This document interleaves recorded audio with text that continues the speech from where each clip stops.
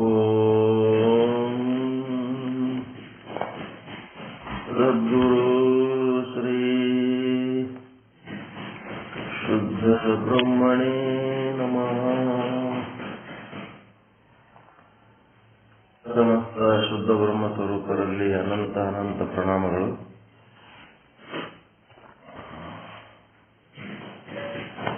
ಈ ಒಂದು ಸಾಕ್ಷಿ ತಾನಾಗಿ ಮಾತನಾಡುವ ಹಾಗೆ ನಾವು ರೂಢಿ ಮಾಡ್ಕೋಬೇಕನ್ನಂತ ವಿಚಾರ ಹೇಳಿದ್ದೀವಿ. ಸಾಕ್ಷಿ ಅಂದ್ರೆ ನೀವೇನ್ ತಿಳ್ಕೊಂಡಿರಿ? ಒಳಗಿರೋ ಸಾಕ್ಷಿ ಒಂದೇ ತಿಳ್ಕೊಂಡ್ರಿ, ಹೊರಗಿನೂ ಆದ ಇಲ್ಲ. ಉಪಯುಕ್ತ ಚೇತನ ಉಪಾಧಿಯಲ್ಲಿ ಹೊರಗಿನೂ ಅದದು. ಅದಕ್ಕೆ ಸರ್ಪದ ಕಲ್ಪಿತ ಅಧಿಷ್ಠಾನ ಯಾವುದು?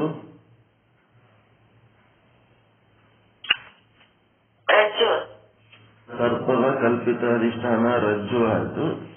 ಸರ್ಪದ ನಿಜವಾದ ಅಧಿಷ್ಠಾನ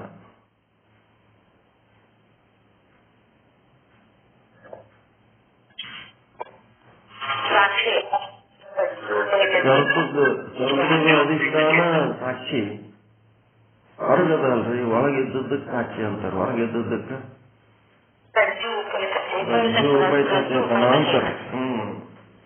ರಜ್ಜುವಿನಲ್ಲಿರೋದು ರಜ್ಜು ಉಪಯುಕ್ತ ಚೇತನ. ಈಗ ರಜ್ಜು ಉಪಯುಕ್ತ ಚೇತನ ಒಳಗಿದ್ದದ್ದಕ್ಕೆ ಏನಂತೀರಿ? ಪಿಂಡಾಂಡದ ಒಳಗಿದ್ದದ್ದಕ್ಕೆ ಸೋಮ ಪದದ ಲಕ್ಷಾರ್ಥ ಅಂತೀರಿ. ಈಗ ರಜ್ಜು ಉಪಯುಕ್ತ ಚೇತನದಲ್ಲ, ಇದು ಏನದ? ಇದು ತತ್ವ ಪದದ ಲಕ್ಷಾರ್ಥನ, ಸೋಮ ಪದದ ಲಕ್ಷಾರ್ಥನ?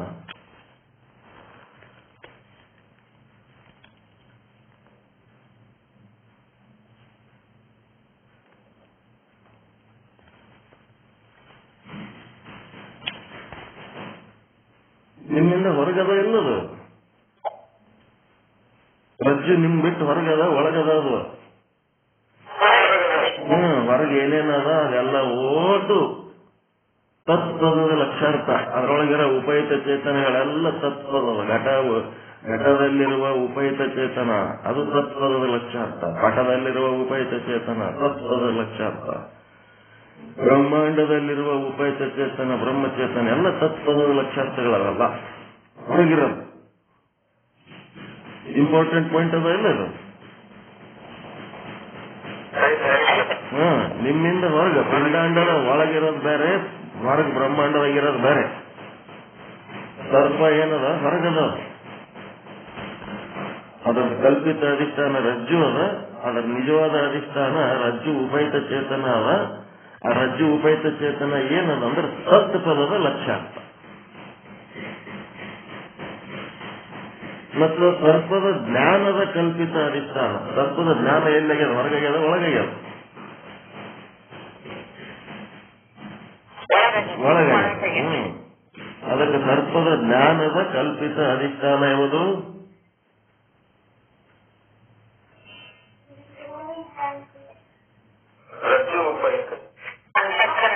ಅಂತಃಕರಣ, ಬುದ್ಧಿ. ನಿಮ್ಮ ಒಳಗಿನ ಅಂತಃಕರಣ ನೀವು ತಿಳ್ಕೊಳ್ಳೋದು ಬುದ್ಧಿ, ಅವಿದ್ಯೆ. ಈಗ ಅದರ ನಿಜವಾದ ಅಧಿಷ್ಠಾನ ಯಾವುದದ? ಅಂತಃಕರಣ ಉಪಯುಕ್ತ ಚೇತನ.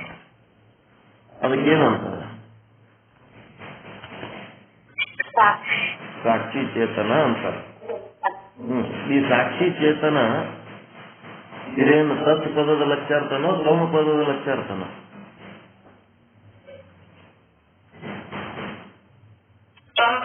ಸೋಮ ಪದದ ಲಕ್ಷಾರ್ಥ. ಒಂದು ತತ್ಪದದ ಹೊರಗಿರೋ ವಸ್ತುಗಳಲ್ಲಿರುವ ಬ್ರಹ್ಮಚೇತನವನ್ನ ತತ್ಪದದ ಲಕ್ಷಾರ್ಥ ಅಂತೀವಿ. ಒಳಗಿರುವ ಅಂತಃಕರಣದ ನಿಜವಾದ ಅಧಿಷ್ಠಾನವಾದ ಸಾಕ್ಷಿ ಚೇತನವನ್ನ ಸೋಮಪದ ಲಕ್ಷಾರ್ಥ ಅಂತೀವಿ. ಹೌದಾ?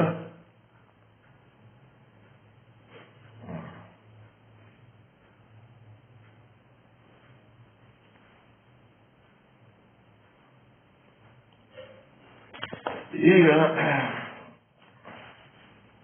ವೇದಗಳು ಏನ್ ಸಾರ್ತವ, ತತ್ ಮತ್ತು ತ್ವಮ್ ಎರಡು ಬೇರೆ ಬೇರೆ ಆದವ ಅಂತ ಹೇಳ್ತವ, ಎರಡು ಒಂದೇ ಅಂತ ಹೇಳ್ತವ. ತತ್ ತ್ವಮ್ ಅಸಿ ಅದು ನೀನೇ ಇದ್ದೀಯಾ, ಅದು ನೀನೇ ಇದ್ದೀಯಾ. ಯಾವುದು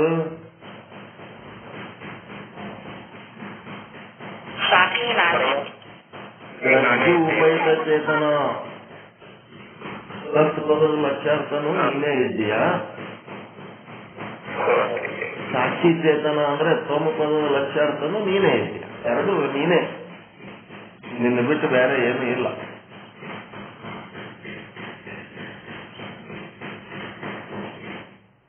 ವಿಚಾರ ಮಾಡೋ ಮಾತದಲ್ರಿ ಇದು. ತತ್ ತ್ವಮ್ ಅಸಿ.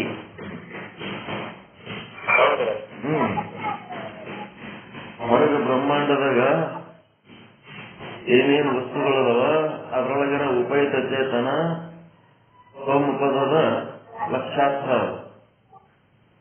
ತ್ವಮ್ ಪದದ ಲಕ್ಷ್ಯಾರ್ಥನು ನೀನೇ ಇದ್ದೀಯಾ. ನಿಮ್ಮ ಒಳಗ ಅಂತಃಕರಣದ ಅಧಿಷ್ಠಾನವಾದ ಸಾಕ್ಷಿ ಚೇತನನು ನೀನೇ ಇದ್ದೀಯಾ. ತತ್ ತ್ವಮ್ ಅಸಿ ಅದು ನೀನೇ ಇದ್ದೀಯಾ. ತತ್ ಅಂದ್ರ ಅದು, ತ್ವಮ್ ಅಂದ್ರ ನೀನು ಇದ್ದೀಯಾ. ಲಕ್ಷ್ಯಾರ್ಥದೊಳಗೆ ಒಂದೇ, ಲಕ್ಷ್ಯಾರ್ಥದೊಳಗ ಅಭೇದ ಅದ, ಲಕ್ಷ್ಯಾರ್ಥದೊಳಗ ಅಭೇದ ಅದ. ವಾಚ್ಯಾರ್ಥದೊಳಗೆ ಭೇದ, ಒಂದು ದ್ವಾಣದ ಒಂದು ತಾಣದ, ಅಲ್ಲಿ ಭೇದ ಅದ. ಲಕ್ಷ್ಯಾರ್ಥದೊಳಗೆ ಒಂದೇ ಅದ. ಲಕ್ಷ್ಯಾರ್ಥ ಸುದ್ದಿ ಮಾತಾಡ್ಲಿಕ್ಕೇವ, ವಾಚ್ಯಾರ್ಥ ಸುದ್ದಿ ಮಾತಾಡ್ಲಿಕ್ಕೇವ.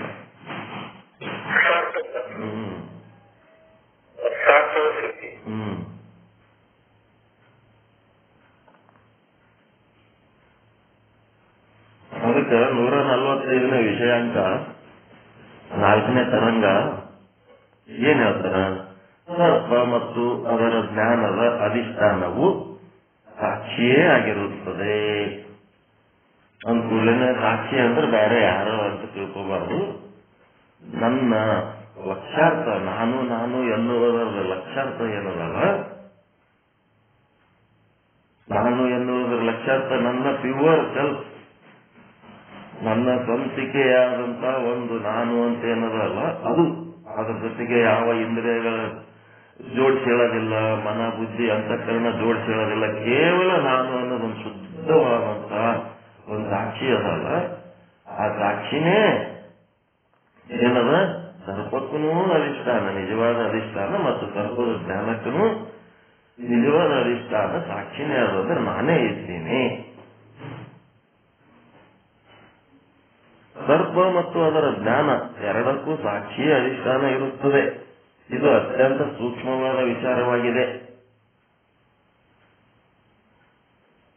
ಬರೇ ಒಳಗಿಂದ ಒಂದೇ ಹೇಳಿಕೆ ಹೊರಗಿಂದ ಬಿಟ್ರೆ ಹೊರಗಿಂದೆಲ್ಲ ಹಿಡ್ಕೊಂಡು ಎಲ್ಲ ಇಡೀ ಬ್ರಹ್ಮಾಂಡ ತುಂಬಾ ನಾನೇ ಅದೀನಿ ಅನ್ನಂಗ ಬರ್ಲಕತ್ತದ ಇದರ ಅರ್ಥ. ಹೌದಾ ಇಲ್ಲ? ಸರ್ಪ ಮತ್ತು ಅದರ ಜ್ಞಾನದ ಅಧಿಷ್ಠಾನವು ಒಂದೇ ಇರುತ್ತದೆ. ಸರ್ಪದ ಜ್ಞಾನ ಅಂದ್ರೆ ಒಳಗಿರುವಂತ ತ್ವಮ್ ಪದದ ಲಕ್ಷ್ಯಾರ್ಥ, ಸರ್ಪ ಅಂದ್ರೆ ಹೊರಗ, ಅದು ತತ್ ಪದದ ಲಕ್ಷ್ಯಾರ್ಥ, ಎರಡು ಒಂದೇ ಇರುತ್ತದೆ. ಈ ಪಕ್ಷದವರು ಹೇಳುತ್ತಾರೆ, ಆದರೆ ಒಂದೇ ಅಧಿಷ್ಠಾನವಿರುತ್ತದೆ ಅಂತ ಏನು ಹೇಳುತ್ತಾರಲ್ಲ ಅಲ್ಲಿ ಸ್ವಲ್ಪ ಶಂಕ ಉಂಟಾಗಿದೆ. ಒಂದೇ ಅಂದ್ರೆ ಹೆಂಗ ಒಂದು ಶಂಕೆ ಉಂಟಾಗಿದೆ. ಸರ್ಪ ಮತ್ತು ಅದರ ಜ್ಞಾನದ ಅಧಿಷ್ಠಾನವು ಯಾವ ಬಾಹ್ಯದಲ್ಲಿರುವ ರಜ್ಜು ಉಪಯುಕ್ತ ಚೇತನವೆಂದು ಹೇಳುತ್ತಾರೆ ಅದು ಸಂಭವಿಸುವುದಿಲ್ಲ. ಏಕೆಂದರೆ ಜ್ಞಾನವು ಒಳಗೆ ಇರುತ್ತದೆ, ಸರ್ಪವು ಹೊರಗೆ ಇರುತ್ತದೆ. ಎಷ್ಟು ಜ್ಞಾನಗಳಾಗಿರುತ್ತವೆಯೋ ಅವು ಪ್ರಮಾತ ಅಥವಾ ಸಾಕ್ಷಿಯ ಆಶ್ರಯಿತದಲ್ಲಿರುತ್ತವೆ. ಬಾಹ್ಯದಲ್ಲಿ ಯಾವ ರಜ್ಜು ಚೇತನ ಜ್ಞಾನ ಸಂಭವಿಸುವುದಿಲ್ಲ. ಜ್ಞಾನವು ಪ್ರಮಾತದ ಆಶ್ರಯದಲ್ಲಿ ಇರಬೇಕು, ಇಲ್ಲವೋ ಸಾಕ್ಷಿಯ ಆಶ್ರಯದಲ್ಲಿರಬೇಕು.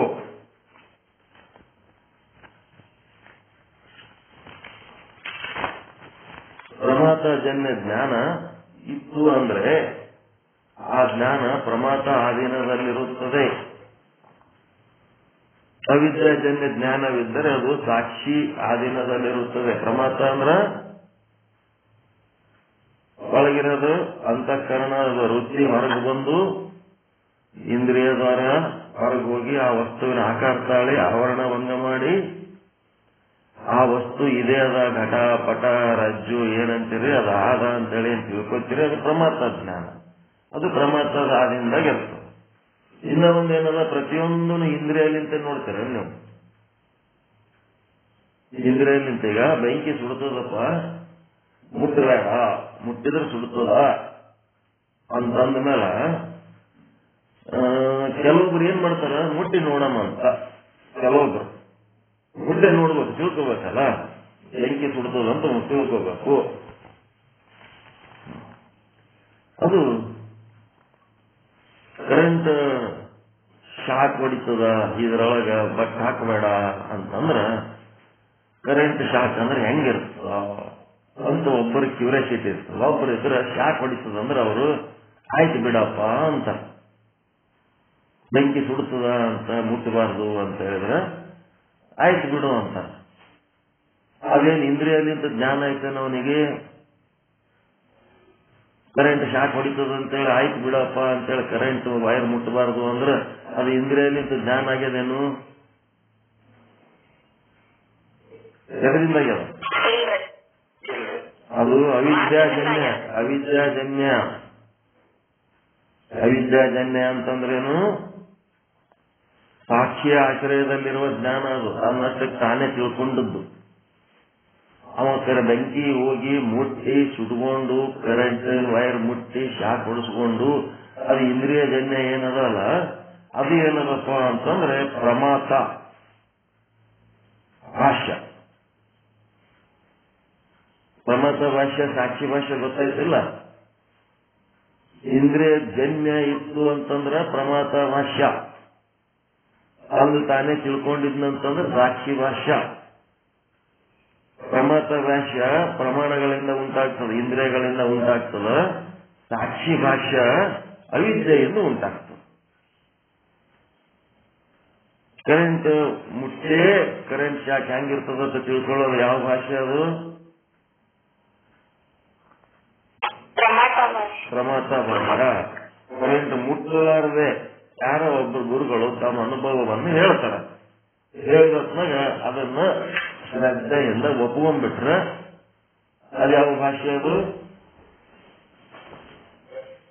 ಸಾಕ್ಷಿ ಭಾಷೆ.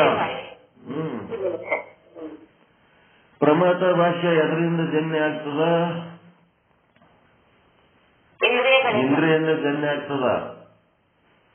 ಮತ್ತ ಸಾಕ್ಷಿ ಭಾಷೆ ಎದರಿಂದ ಜನ್ಯ ಆಗ್ತದ? ಅವಿದ್ಯೆಯಿಂದ ಜನ್ಯ ಆಗ್ತದ. ಇಂದ್ರಿಯ ಅಜನ್ಯ. ಇಂದ್ರಿಯ ಅಜನ್ಯ ಅಥವಾ ಅವಿದ್ಯ ಜನ್ಯ. ಇದಕ್ಕೇನಂತಾರ? ಸಾಕ್ಷಿ ಭಾಷ್ಯ ಅಂತ. ಅದಕ್ಕೊಂದು ದೃಷ್ಟಾಂತ ಕೊಟ್ಟು, ಒಂದು ಇದ್ದದ್ದು ತಿಳ್ಕೊಳ್ಳೋದು, ಒಂದು ಇಲ್ಲದ್ದು ತಿಳ್ಕೊಳ್ಳೋದು. ನಿಮ್ಮೆದುರಿಗೆ ಒಂದು ಘಟವಿದೆ. ಆ ಘಟವು ನೇತ್ರ ಪ್ರಮಾಣದಿಂದವೋ ಶ್ರೋತ್ರ ಪ್ರಮಾಣದಿಂದವೋ ಜಿವ್ವೆ ನಾಸಿಕ ತ್ವಚ ಯಾವುದೋ ಒಂದು ಇಂದ್ರಿಯದಿಂದ ಏನಾಯ್ತು, ಯಾವುದೋ ಒಂದು ವಸ್ತುವನ್ನು ತಿಳ್ಕೋಬೇಕಾದ್ರೆ ಇವೆಲ್ಲ ಕಣ್ಣು ಕಿವಿ ಮೂಗು ನಾಲಿಗೆ ಚರ್ಮ ಶಬ್ದ ಸ್ಪರ್ಶ ರೂಪ ಗಂಧ ವಿಷಯಗಳಿಂದ ಈಗೇನಾಗಿದೆ, ಒಂದು ಘಟ ಅದ, ನೇತ್ರ ಪ್ರಮಾಣದಿಂದ ಘಟ ಜ್ಞಾನವಾಗಿದೆ. ಘಟದ ಜ್ಞಾನವು ಇದು ಎಂತ ಜನ್ಯ? ಇದು ಇಂದ್ರಿಯ ಜನ್ಯ, ಪ್ರಮಾಣ ಜನ್ಯ ಅಲ್ಲ. ಘಟದ ಜ್ಞಾನ ಇದು ಪ್ರಮಾತಾನಿಗೆ ಆಗಿದೆ. ಪ್ರಮಾತ ಭಾಷೆ ಅಂದ್ರೆ ಒಳಗೆ ಪ್ರಮಾತ ನಿಮ್ಮ ಅಂತಃಕರಣದಲ್ಲ, ಅದಕ್ಕೆ ಬುದ್ಧಿಗೆ ಆಗ್ಯದ. ನೇತ್ರ ಏನಾಯ್ತು? ಪ್ರಮಾಣ ಇಂದ್ರಿಯ. ಘಟ ಅಂದ್ರೆ ಪ್ರಮೇಯ. ಅದನ್ನ ತಿಳಿದವ ಯಾರು? ಪ್ರಮಾತ ಅಥವಾ ಪ್ರಮಾತೃ. ಒಳಗ ಜ್ಞಾತೃ ಅಂತದಲ್ಲ, ತಿಳ್ಕೊಳ್ಳೋ ಸಿರಾಬಾದ್ ಜ್ಞಾತೃ.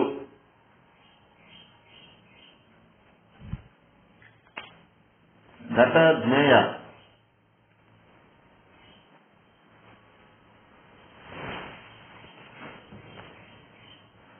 ವ್ಯಾವಹಾರಿಕ ಘಟಾದಿಗಳ ಜ್ಞಾನದ ಆಶ್ರಯ ಪ್ರಮಾತ. ವ್ಯಾವಹಾರಿಕ ಅಂತಂದ್ರ ಈ ಹೊರಗೆ ಜಗತ್ತಿನೊಳಗೆ ಏನು ವಸ್ತುಗಳಲ್ಲ ಎಲ್ಲ ವ್ಯಾವಹಾರಿಕ. ಒಂದೊಂದು ವಸ್ತುವಿಗೆ ಒಂದೊಂದು ಹೆಸರು ನಾಮರೂಪಗಳನ್ನು ಕೊಟ್ಟಿರಲಿಲ್ಲ. ಜನ ಜಗತ್ತು ಪ್ರಾಪಂಚಿಕ ವಸ್ತುಗಳು ಅವೇನದವ ವ್ಯಾವಹಾರಿಕ ಘಟಾದಿ ಜ್ಞಾನಗಳ ಆಶ್ರಯ. ಇದೆಲ್ಲ ಏನಾಯ್ತು? ಜ್ಞಾನದ ಆಶ್ರಯ. ಎಲ್ಲಿದೆ ಇದು? ಪ್ರಮಾತದೊಳಗೆ ಅದ. ಹೊರ ಜಗತ್ತಿನ ವಸ್ತುಗಳು ಏನೇನ್ ನೋಡ್ತೀರಿ, ಘಟಪಟಾದಿಗಳು, ರಜ್ಜು ಆದಿಗಳು ಏನೇನ್ ನೋಡ್ತೀರಿ ಅವೆಲ್ಲ ವ್ಯಾವಹಾರಿಕ ವಸ್ತುಗಳು. ಜಗತ್ತಿನಾಗ ಏನ್ ಕಾಣಿಸ್ತವ ಆ ವ್ಯಾವಹಾರಿಕ ವಸ್ತುಗಳ ಜ್ಞಾನ ಎಲ್ಲಿ ಅದಂದ್ರೆ ನಿಮ್ಮ ಪ್ರಮಾತನೊಳಗದ. ಪ್ರಮಾತೃ, ಪ್ರಮಾತ, ಜ್ಞಾತೃ, ಚಿದಾಭಾಸ ಇವ್ರು ಬಲ್ಲದ ಇವೆಲ್ಲ ಜ್ಞಾನ. ಮತ್ತ ನಿಮಗೊಂದು ಸ್ವಪ್ನ ಉಂಟಾಗಿದೆ, ಸ್ವಪ್ನದೊಳಗೊಂದು ಘಟದ ಜ್ಞಾನವಾಗಿದೆ. ಇದೇನಾಯ್ತು? ಇದು ಹೊರಗಿಂದ ಹೇಳಿದ್ರು ವ್ಯಾವಹಾರಿಕ. ಈಗೇನಿದು ಪ್ರಾತಿಭಾಷಿಕ ಹೇಳಕತ್ತಾರೆ. ವ್ಯಾವಹಾರಿಕ ಸತ್ಯದ ಬಗ್ಗೆ ಮುಗಿತೆ. ಈಗೇನಾಯ್ತು? ಒಳಗದ ಘಟ. ಘಟ ಎಲ್ಲಿ? ಇಲ್ಲೇ ಇಲ್ಲ. ಅಲ್ಲಿ ಕನಸ್ನಾಗ ಬಂದದ ಘಟ. ಕನಸ್ನಾಗ ಒಂದು ಘಟ ಬಂದದಂದ್ರೆ ಇದು ಘಟ ಅಂತ ಗುರುತಿಸ್ತೀರಾ? ಇಲ್ಲ.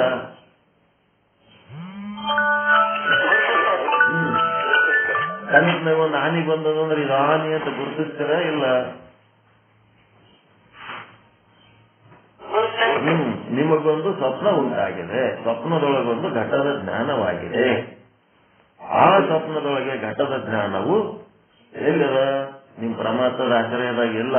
ಏನು ನಿಮ್ಮ ಅಂತಃಕರಣ ರುಚಿ ಹೊರಗೋಗಿಲ್ಲ, ನೇತ್ರದ್ವಾರ ಇಂದ್ರಿಯ ದ್ವಾರ ಹೊರಗೋಗಿ ಆದರದ ವಸ್ತುವಿನ ಆಕಾರ ತಾಳಿ ಅದರ ಆವರಣ ಭಂಗ ಅಂತವೇನು ಮಾಡಿಲ್ಲ.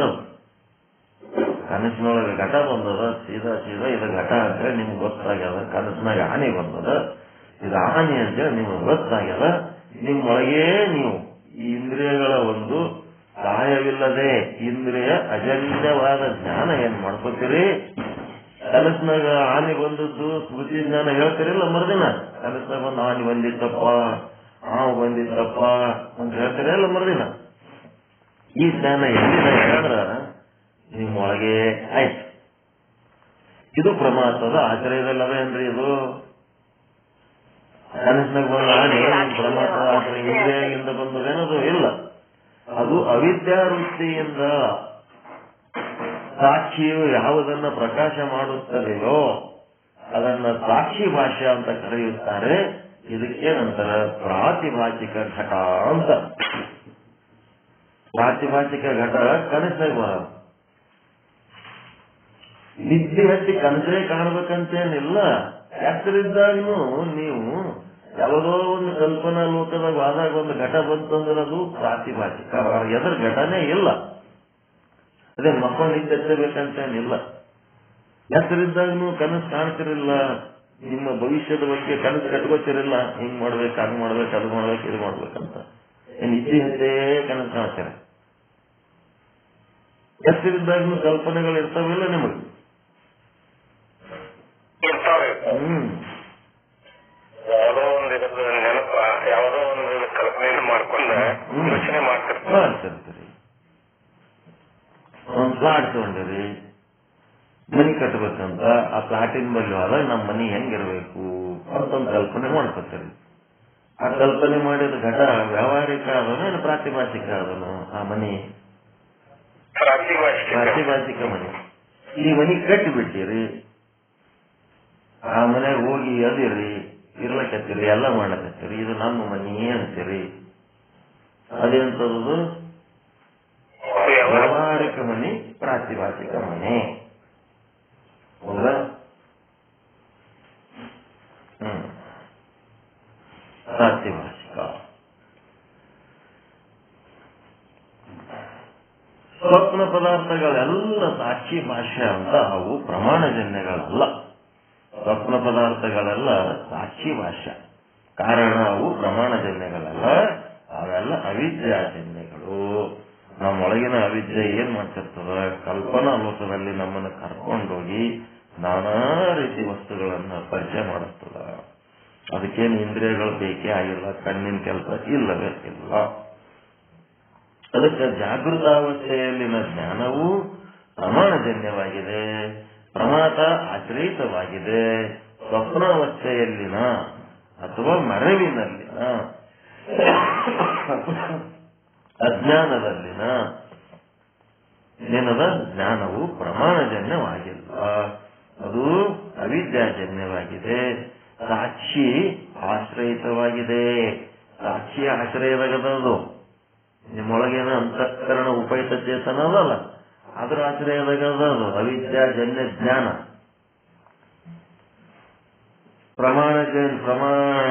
ಅದೇನು ಪ್ರಮಾತಜನ್ಯ ಏನದು? ನಿಮ್ಮ ಇಂದ್ರಿಯ ಜನ್ಯ ಅದಲ್ಲ, ಅದು ಎದ್ರಾಗದ ಅಂದ್ರೆ ಪ್ರಮಾತೃವಿನೊಳಗದ. ಪ್ರಮಾತ ಅಂತ ನಿಮ್ಮ ಅಂತಃಕರಣದಲ್ಲ, ಅದ್ರಾಗದ. ಯಾವುದನ್ನ ಆಶ್ರಯ? ಎರಡು ವಸ್ತುಗಳದ ಒಳಗ, ಒಂದು ಪ್ರಮಾತ ಅಂತಃಕರಣ ತಿಳ್ಕೊಳ್ಳೋದು, ಜ್ಞಾತೃ ಚಿದಾವಾದ ಅಂತ ಒಳಗೆ ಒಂದದ, ಇನ್ನ ಒಂದು ಸಾಕ್ಷಿ ಅಂತದ. ಸಾಕ್ಷಿ ಒಳಗೆ ಏನು ಹೊತ್ತದಪ್ಪ ಅಂದ್ರೆ ಇಂದ್ರಿಯ ಅಜನ್ಯ ಜ್ಞಾನ. ಇಂದ್ರಿಯ ಇರ್ಲಾರ್ದು ಪ್ರಾತಿಭಾಸಿಕ ವಸ್ತುಗಳ ಜ್ಞಾನ ಎಲ್ಲ ಸಾಕ್ಷಿ ಒಳಗೆ ಆಶ್ರಯ ತಗೋತದ. ಇಂದ್ರಿಯಗಳಿಂದ ನೀವು ನೋಡಿದ ವಸ್ತುಗಳು, ಅನುಭವಿಸಿದ ವಸ್ತುಗಳ ಜ್ಞಾನ ಎಲ್ಲ ನಿಮ್ಮ ಪ್ರಮಾತ ಚಿದಾಭಾಸವಾಗಿರ್ತದೆ. ಸಾಕ್ಷಿ ಆಶ್ರಯಿತವಾಗಿದೆ. ಎರಡೂ ಘಟದ ಜ್ಞಾನಗಳೇ. ಅದು ಘಟದ ಜ್ಞಾನ, ಇದು ಘಟದ ಜ್ಞಾನ. ಆದರೆ ಒಂದು ಸಾಕ್ಷಿ ಆಶ್ರಯದಲ್ಲಿದೆ, ಇನ್ನ ಒಂದು ಪ್ರಮಾತದ ಆಶ್ರಯದಲ್ಲಿದೆ. ಸಾಕ್ಷಿ ಆಶ್ರಯದಾಗಿರೋದು ಯಾವ ಘಟ? ಪ್ರಾತಿಭಾಸಿಕ ಘಟ ಸಾಕ್ಷಿ ಆಶ್ರಯದಾಗದ. ನಿಮ್ಮೊಳಗೆ ಕಲ್ಪನೆ ಮಾಡಿಕೊಂಡದ್ದು. ಮತ್ತೆ ಪ್ರಮಾತ ಆಶ್ರಯದಲ್ಲಿರೋದು ಯಾವುದು?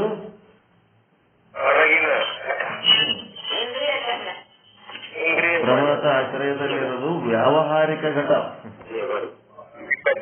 ವ್ಯಾವಹಾರಿಕ ಘಟ, ಪ್ರಾತಿಭಾಸಿಕ ಘಟ. ಒಂದು ಅವಿದ್ಯಾಜನ್ಯ, ಇನ್ನು ಒಂದು ಪ್ರಮಾಣಜನ್ಯ ಅಥವಾ ಇಂದ್ರಿಯಜನ್ಯ.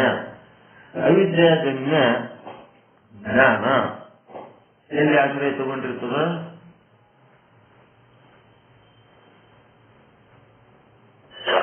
ಸಾಕ್ಷಿಯಲ್ಲಿ ತಗೊಂಡಿರ್ತದ. ಮತ್ತೆ ಪ್ರಮಾಣಜನ್ಯ ಜ್ಞಾನ ಎಲ್ಲಿ ಆಶ್ರಯ ತಗೋತದ? ಪ್ರಮಾತ, ಜ್ಞಾತೃ, ಚಿದಾವಾದ, ಬುದ್ಧಿ ಏನಂತೀರ. ಸಾಕ್ಷಿ ಭಾಷ್ಯದ ಲಕ್ಷಣ ಏನದ? ಸಾಕ್ಷಿ ಭಾಷ್ಯದ ಲಕ್ಷಣ ಹೆಂಗದಪ್ಪ? ಅವಿದ್ಯಾ ವೃತ್ತಿಯ ದ್ವಾರ ಯಾವುದನ್ನ ಸಾಕ್ಷಿಯು ಪ್ರಕಾಶ ಮಾಡುತ್ತದೆಯೋ ಅದನ್ನ ಸಾಕ್ಷಿ ಭಾಷ್ಯ ಎನ್ನುತ್ತಾರೆ. ಅವಿದ್ಯಾ ವೃತ್ತಿಯ ದ್ವಾರ. ವೃತ್ತಿ, ಅಂತಃಕರಣ ವೃತ್ತಿ, ಅವಿದ್ಯಾ ವೃತ್ತಿ ಎರಡು. ಈಗೇನದ? ಅವಿದ್ಯಾ ವೃತ್ತಿಯ ದ್ವಾರ ಯಾವುದನ್ನ ಸಾಕ್ಷಿಯು ಪ್ರಕಾಶ ಮಾಡುತ್ತದೆಯೋ ಅದನ್ನ ಸಾಕ್ಷಿ ಭಾಷ್ಯ ಎನ್ನುತ್ತಾರೆ. ಪ್ರಮಾತ ಭಾಷ್ಯದ ಲಕ್ಷಣ ಏನು? ಅಂತಃಕರಣ ವೃತ್ತಿಯ ದ್ವಾರ ಯಾವುದನ್ನ ಚಿದಾಭಾಸನು ಪ್ರಕಾಶ ಮಾಡುತ್ತಾನೆಯೋ ಅದನ್ನ ಪ್ರಮಾತ ಭಾಷ್ಯ ಎನ್ನುತ್ತಾರೆ. ಅದರ ಲಕ್ಷಣ ಅವಿದ್ಯಾವೃತ್ತಿಯಿಂದ ಆಗಿದ್ದು ಸಾಕ್ಷಿ ಭಾಷೆ, ಅಂತಃಕರಣ ವೃತ್ತಿಯಿಂದ ಇಂದ್ರಿಯಗಳ ಮೂಲಕ ಆಗಿದ್ದು ಪ್ರಮಾತ ಭಾಷ್ಯ. ಎರಡೂ ಜ್ಞಾನಗಳು ಒಳಗೆ ಇರುತ್ತವೆ, ಎಲ್ಲ ಜ್ಞಾನ ಒಳಗೆ ಅದಾವ. ಪ್ರಮಾತ ಭಾಷ್ಯವು ಪ್ರಮಾತೃವಿನ ಆಶ್ರಯದಲ್ಲಿದೆ, ಸಾಕ್ಷಿ ಭಾಷೆಯು ಸಾಕ್ಷಿ ಆಶ್ರಯದಲ್ಲಿರುತ್ತದೆ. ಆದರೆ ಇವು ರಜ್ಜು ಉಪಯುಕ್ತ ಚೇತನದೊಳಗೆ ಇರುವುದಿಲ್ಲ. ರಜ್ಜು ಉಪಯುಕ್ತ ಚೇತನ ಅಂತ ಅಲ್ಲಿಂದನೂ ಅಲ್ಲ, ಚೇತನ ಅದರಾಗ ಇರಲ್ಲ. ಹೊರಗಿನ ವಸ್ತುಗಳ ಜ್ಞಾನನೂ ಒಳಗೆ ಆದ, ಒಳಗಿನ ವಸ್ತುಗಳ ಜ್ಞಾನನೂ ಒಳಗೆ ಆದ. ಆದರೆ ರಜ್ಜು ಉಪಯುಕ್ತ ಚೇತನ, ಘಟ ಉಪಯುಕ್ತ ಚೇತನ, ಪಟ ಉಪಯುಕ್ತ ಚೇತನದೊಳಗ ಜ್ಞಾನ ಇರುವುದಿಲ್ಲ. ಇದು ಬಹಳ ಸೂಕ್ಷ್ಮವಾದ ವಿಚಾರ. ರಜ್ಜುವಿನ ಜ್ಞಾನ ರಜ್ಜು ಉಪಯುಕ್ತ ಚೇತನದಾಗದ ಅಂತ ತಿಳ್ಕೊಂಡಿರಿ ಎಲ್ಲರೇ. ರಜ್ಜುವಿನ ಜ್ಞಾನದ ಅಧಿಷ್ಠಾನ ಸಾಕ್ಷಿ ಅದಂದ್ರ ಅದು ಈ ಕಡೆ ಸಾಕ್ಷಿದಾಗ ಅದ ಅಂತ ತಿಳ್ಕೊಬೇಡ್ರಿ. ಹೊರಗೆ ಎಷ್ಟು ವಸ್ತುಗಳದಾವ ಆ ಎಲ್ಲ ವಸ್ತುಗಳ ಜ್ಞಾನ ಕೆಲವೊಂದು ಪ್ರಮಾತಜನ್ಯ, ಕೆಲವೊಂದು ಅವಿದ್ಯಾಜನ್ಯ. ಇಂದ್ರಿಯಜನ್ಯ ಅವಿದ್ಯಾಜನ್ಯ ಅಂತ ಏನದವ ಎಲ್ಲ ಜ್ಞಾನ ನಿಮ್ಮೊಳಗೆ ಆದ. ಹೊರಗಿನ ವಸ್ತುಗಳಲ್ಲಿ ಬ್ರಹ್ಮಚೇತನ ಇದ್ರೂ ಸಹಿತ ಅಲ್ಲಿ ಜ್ಞಾನ ಇಲ್ಲ. ಚಂದದರಿ ಮಾತ.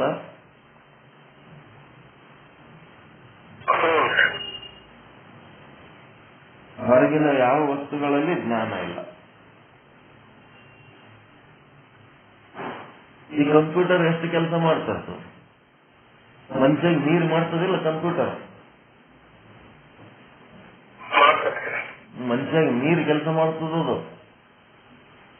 ಅಷ್ಟು ಮಾಡ್ತದಂದ್ರೂ ಸಹಿತ ಅದನ್ನ ಹ್ಯಾಂಗ್ ಬಳಸ್ಬೇಕನ್ನೋ ಜ್ಞಾನ ಇದ್ದ ಮನುಷ್ಯನೇ. ಅದಕ್ಕೆ ಸ್ವಂತ ಜ್ಞಾನ ಅದ ಏನು? ಹೊರಗಿನ ವಸ್ತುಗಳಲ್ಲಿ ಜ್ಞಾನ ಇಲ್ಲ. ಒಂದು ಪ್ರಮಾಣಜನ್ಯ, ಇನ್ನ ಒಂದು ಅವಿದ್ಯಾಜನ್ಯ. ಎರಡೂ ಜ್ಞಾನಗಳು ನಿಮ್ಮ ಒಳಗೆ ಅದವ ಹೊರತು ಹೊರಗೆ ಇರುವ ರಜ್ಜು ಉಪಯುಕ್ತ ಚೇತನ, ಘಟ ಉಪಯುಕ್ತ ಚೇತನ, ಪಟ ಉಪಯುಕ್ತ ಚೇತನದೊಳಗೆ ಅದಕ್ಕೆ ಸಂಬಂಧಪಟ್ಟ ಜ್ಞಾನ ಇಲ್ಲ. ನನ್ನ ನಾಲ್ಕತ್ತದ ಇದು.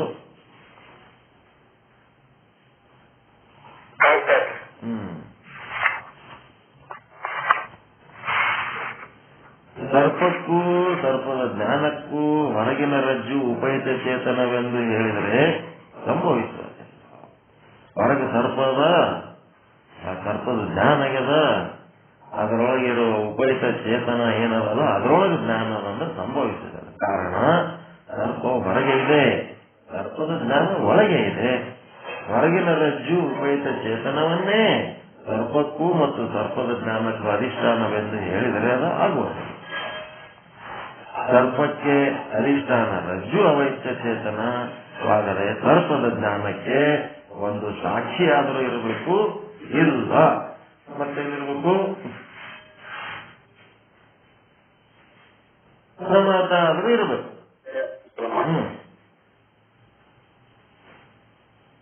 ಸರ್ಪಕ್ಕೆ ಅಧಿಷ್ಠಾನ ಇರಬಹುದು, ಸರ್ಪದ ಜ್ಞಾನಕ್ಕೆ ಅಧಿಷ್ಠಾನ ಅಲ್ಲವೇ ಅಲ್ಲ. ರಜ್ಜು ಉಪಯುಕ್ತ ಚೇತನ ಸರ್ಪದ ಅಧಿಷ್ಠಾನ, ಆದರೆ ಸರ್ಪದ ಜ್ಞಾನಕ್ಕ ಒಂದು ಕನಸಿನಾಗಿನ ಹಾವ, ಒಂದು ಕಣ್ಣೆದುರಿಗಿರೋ ಹಾವು. ಹೊರಗೆ ಕತ್ತಲ ಮಂದಗತ್ತಲೆಯಲ್ಲಿ ನೋಡಿದ ಹಾವು ಒಂದಿರ್ತದೆ, ಒಂದು ಕನಸಿನೊಳಗಿನ ಹಾವು ಇರ್ತದೆ. ಕನಸಿನಾಗ ಬಂದ ಹಾವ ಎಲ್ಲಿರ್ತದದು? ಸಾಕ್ಷಿದಾಗಿರ್ತದ, ಏನು ಪ್ರಮಾದದಾಗಿರ್ತದ?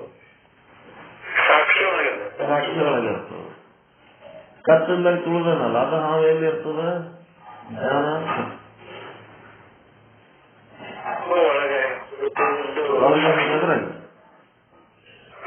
ಪ್ರಮಾದಗಳು, ಚಿದಾಭಾಸ, ಜ್ಞಾತರು ಅವನೊಳಗಿರ್ತದೆ. ಅದಕ್ಕೆ ಸರ್ಪಕ್ಕೆ ಅಧಿಷ್ಠಾನ ರಜ್ಜು ಅವೈತ ಚೇತನವಾದರೆ ಸರ್ಪದ ಜ್ಞಾನಕ್ಕೆ ಒಂದು ಸಾಕ್ಷಿಯಾದರೂ ಅಧಿಷ್ಠಾನವಾಗಿರಬೇಕು, ಇಲ್ಲ ಪ್ರಮಾದವಾದರೂ ಅಧಿಷ್ಠಾನವಾಗಿರಬೇಕು. ಎಷ್ಟು ಜ್ಞಾನಗಳಾಗಿರುತ್ತವೆಯೋ ಅಷ್ಟು ಪ್ರಮಾದ ಅಥವಾ ಸಾಕ್ಷಿಯ ಆಶ್ರಿತದಲ್ಲಿರುತ್ತವೆ. ಮಾಯದಲ್ಲಿ ಯಾವ ರಜ್ಜು ಚೇತನವಿರುವುದೋ ಅದರ ಆಶ್ರಿತದಲ್ಲಿ ಜ್ಞಾನವು ಸಂಭವಿಸುವುದಿಲ್ಲ. ಅದರಂತೆ ಸರ್ಪ ಮತ್ತು ಸರ್ಪದ ಜ್ಞಾನಕ್ಕೆ ಅಧಿಷ್ಠಾನವು ಅಂತಃಕರಣ ಉಪಯುಕ್ತ ಚೇತನ, ಸಾಕ್ಷಿ ಚೇತನವೆಂದು ಅಂಗೀಕರಿಸಿದ್ದಾದರೆ ಅದು ಸಂಭವಿಸುವುದಿಲ್ಲ.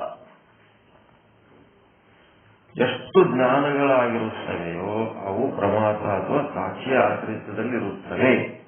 ಮಾಯದ ಯಾವ ರಜ್ಜು ಚೇತನವಿರುವುದೋ ಅದರ ಆಶ್ರಿತದಲ್ಲಿ ಜ್ಞಾನವು ಸಂಭವಿಸುವುದಿಲ್ಲ. ಹೊರಗಿನ ಯಾವ ವಸ್ತುಗಳಲ್ಲಿ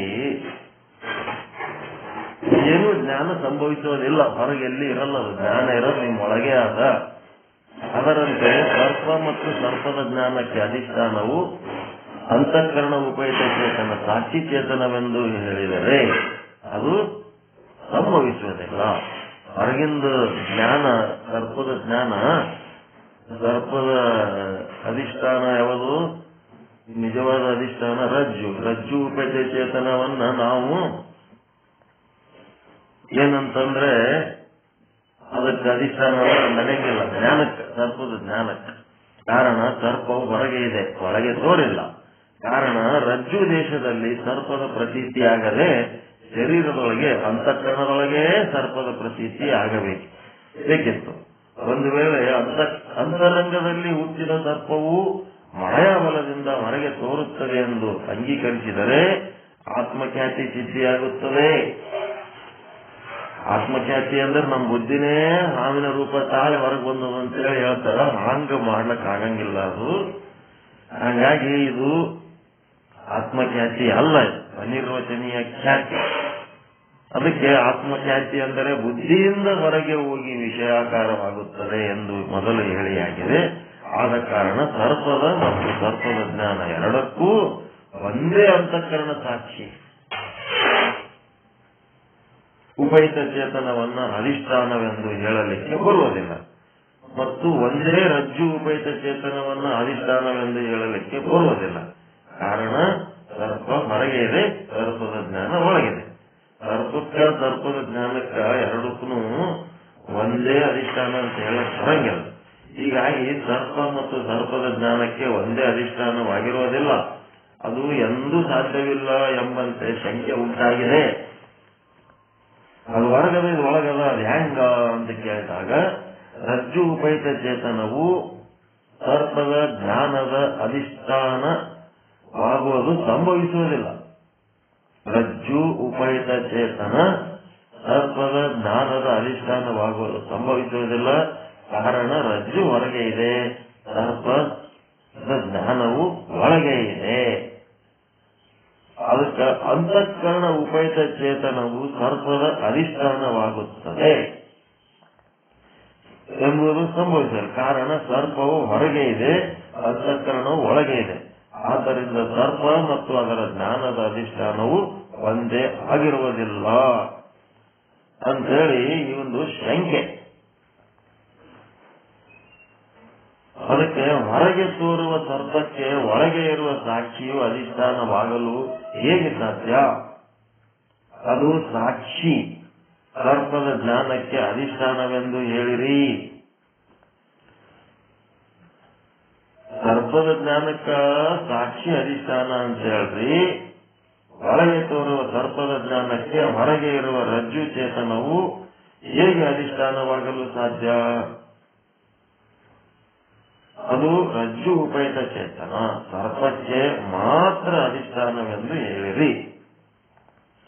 ಸರ್ಪ ಮತ್ತು ಸರ್ಪದ ಜ್ಞಾನ ಎರಡಕ್ಕೂ ಒಂದೇ ಅಧಿಷ್ಠಾನ ಹೇಳುವುದು ಸಂಭವಿಸುವುದಿಲ್ಲ ಎಂಬುದೇ ಶಂಕೆ.